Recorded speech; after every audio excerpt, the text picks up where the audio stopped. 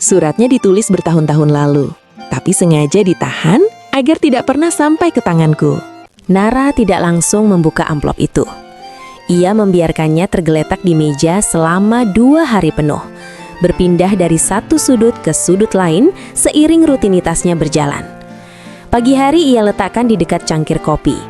Malam, ia geser ke samping laptop, seolah jarak kecil itu bisa mengatur seberapa dekat ia harus berhadapan dengan masa lalu. Amplop itu tidak berteriak meminta dibuka. Justru diamnya yang membuat dada Nara terasa lebih penuh.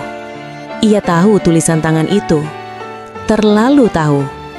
Lengkungan huruf yang sedikit miring, tekanan pena yang tidak pernah ragu di awal kata, lalu melemah di ujung kalimat.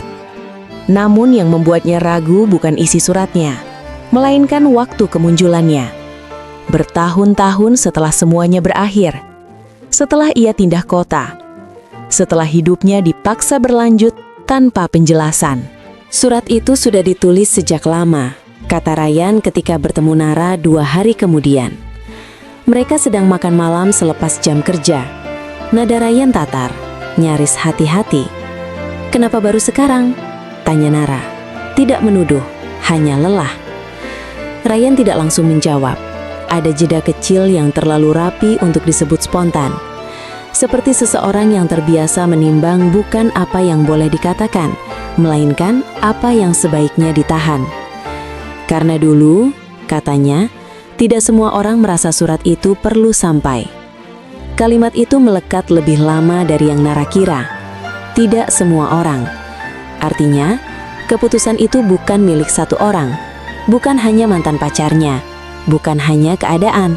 Ada tangan lain yang ikut menentukan kapan ia boleh tahu dan kapan ia harus tetap tidak tahu.